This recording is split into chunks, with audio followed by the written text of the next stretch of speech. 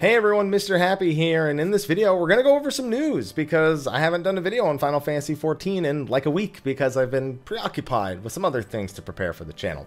Now, this is acting as a reminder that patch 5.25 is going to be releasing for Final Fantasy XIV tomorrow, Tuesday, April 7th at 3 a.m. Pacific Standard Time. So what is in this patch? What should you expect? And how much time investment should you expect? Because I'm sure you're like me and a lot of you are thinking, how long is this going to take me? Fortunately, the answer doesn't look like it will be very long. So patch 5.25 is going to be featuring two major pieces of content. It is going to be featuring our new Relic weapon quest, which we'll be going over in greater detail in a minute here, as well as Skysteel Tools, which are essentially like Relic weapons for crafters and gatherers. Now, both of these types of features are essentially giving you equipment that will be gradually upgraded throughout the rest of the expansion. Usually in the 0.5 patches is when they have a tendency to actually implement the next step. So while they will rarely ever be the best in a given patch cycle, they'll always be a reliable weapon that appearance will update, its stats will update, and sometimes people just want something to grind out. There's also going to be other content tied to it in the future, which we will again be covering in this video.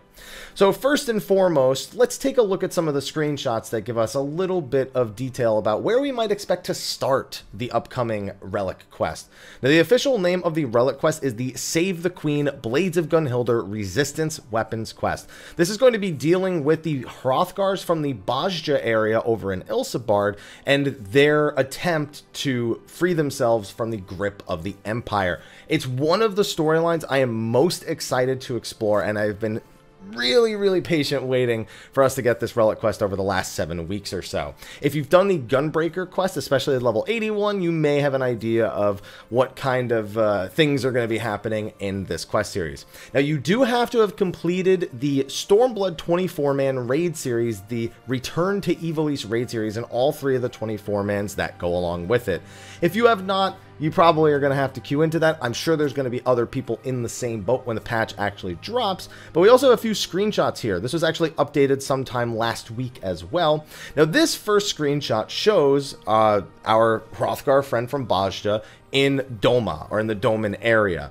Now, with Hien and Yugiri here, it's safe to assume that this quest will either be beginning right outside of Doma, or even potentially in the Doman Enclave. It's worth noting that the Doman Enclave got a new Ethernet as of late, so it's possible that the quests and even potentially the exploration areas that we'll be going to in future patches may begin, if not in Doma, in the Doman Enclave itself. That's personally where I'm going to take my gamble and log off tonight before I go to sleep to wake up for the patch time. We also have a screenshot here of Mikoto. She was present in the Return to Ivalice raid series and will be a prominent character in the upcoming raid series, as well as Geralt, who is our resident relic maker and has been involved in all the relic quests up to this point. If there's something strong, odds are they've hired him to make it, or he's paying Rowena back in some way because, well, he always is.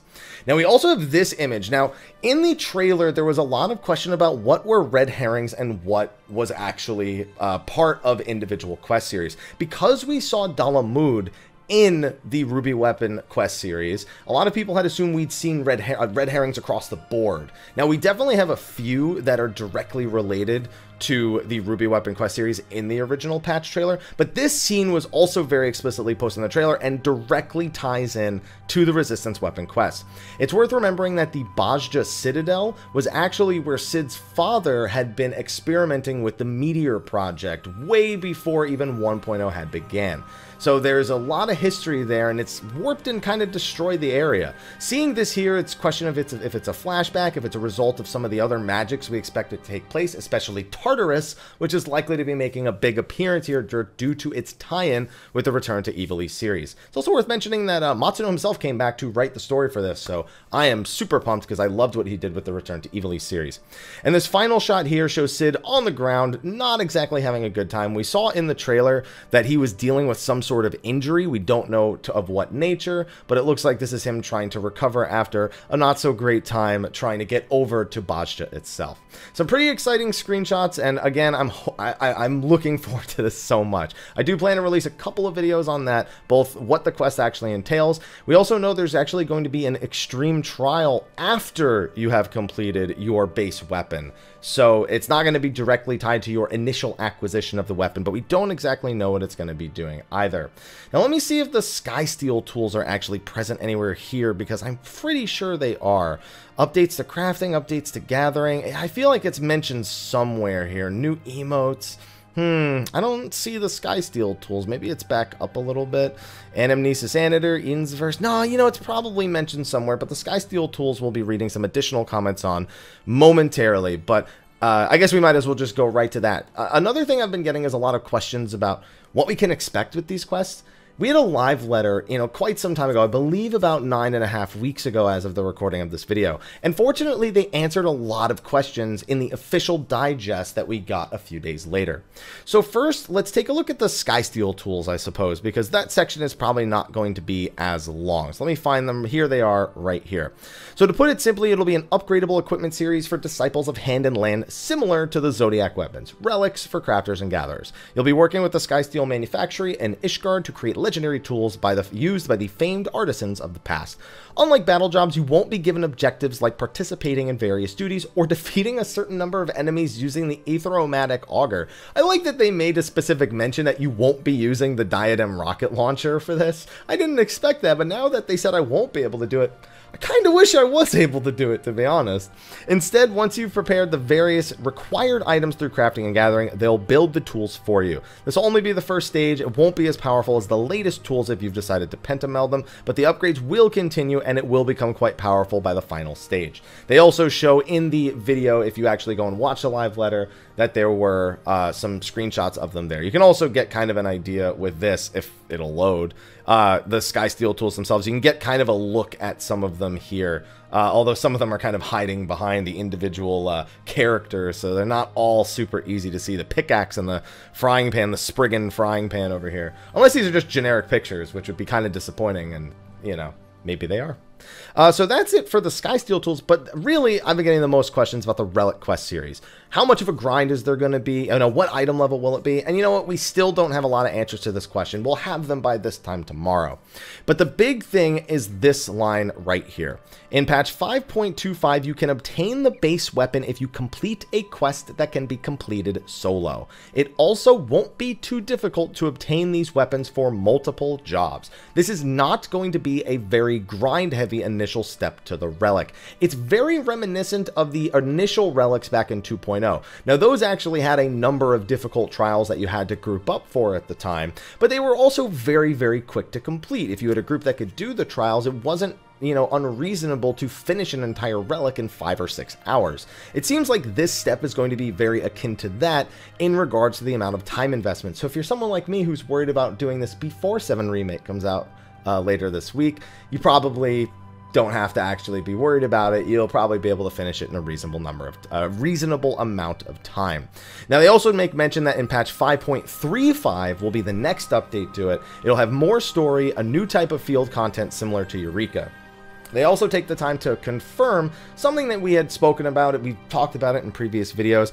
Now, originally in Eureka, you could only upgrade the relic in Eureka. But for Save the Queen, they're planning to make sure there's methods outside of the exploration area for you to upgrade your weapon. So if you are not interested in exploration content, you can still do a relic. They're going to let you choose which piece of content is best for you. And you know what? I think that's the best choice. That was what made the relics as grindy as they were, kind of fun and freeing. You could log in and do a few roulettes, get a few tomes, work a little bit on the weapon on a given day, maybe grind out one thing, maybe grind out another thing. As long as you were getting some objective done that was pushing you forward, that's all that really mattered. And it seems like that's going to be how they're focusing on this one as well, providing the player with as many choices as possible. They will be providing some new content in the exploration areas. They're going to be taking a lot of the feedback, especially when it came to Baldessian Arsenal, in regards to releasing codename BA2, another public dungeon as they initially called it, which was one of my highlight experiences in Stormblood, and if you can find a Discord group to do it nowadays, I'd still recommend it.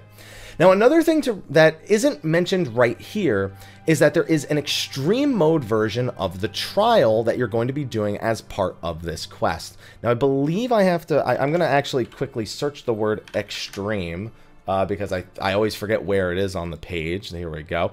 Aside from Ruby Weapon, there's another trial related to the Save the Queen storyline, which we'll be keeping a secret until then. You'll be challenging it solo during the storyline, but there's also a version that's about the same difficulty as Extreme Trials that you'll be challenging with a full party. We don't know what the actual function of this Extreme Trial is. My initial theory was that you would use it to obtain weapons after the first one, and it could still be possible, but it won't be difficult to obtain multiple weapons implies that maybe that won't be the case. Not everyone who does a relic is someone who does Extreme Trial content. So to make that statement, it's still possible that my theory will come to fruition, but we'll have to wait and see until tomorrow. But we will be getting another Extreme Trial. Whether or not we get a mount from it, whether or not there's any sort of reward structure that makes sense for it, we don't know.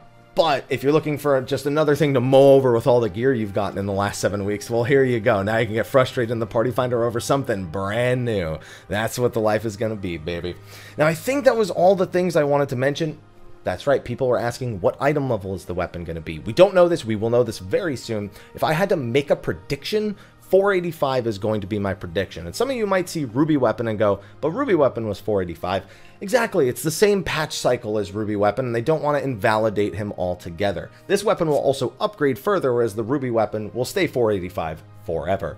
So I think 485, 490 is a possibility, especially now that it's been over 7 weeks and anyone who wanted a tombstone weapon could have feasibly gotten one by now, so it wouldn't be that much out of the realm of possibility to be a 490 weapon. But 485 would be in line with what we got with Eureka Animos. It would be in line with our expectations from previous expansions where it well, I guess technically the 2.1 we shouldn't talk about, or 3.1 we maybe shouldn't talk about that one. But it would be somewhat in line with expectations, but it could be a little bit higher. Just don't expect it to be like 495 or 500, because it's not going to be that. We still have to upgrade it in 5.35. And I think that that's all the things we wanted to talk about with the relic itself. Now, there is one more reminder I want to give people. Obviously, I've mentioned it in a lot of my videos as of late that, you know, the world is undergoing a pretty serious crisis right now. And there's a lot of people that need to be considered.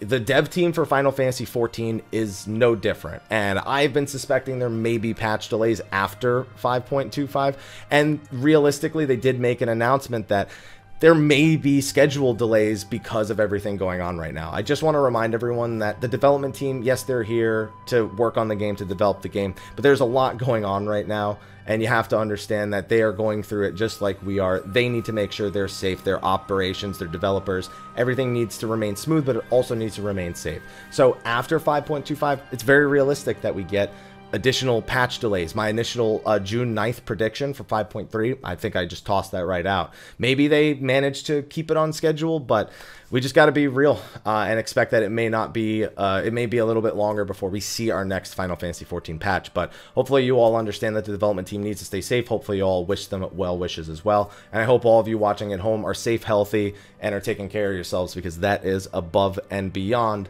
the #1 priority, even amongst us content creators who you might think are unaffected because we sit inside all the time. But we care about you guys. We care about the people who enjoy our content. We care about the people who make our games.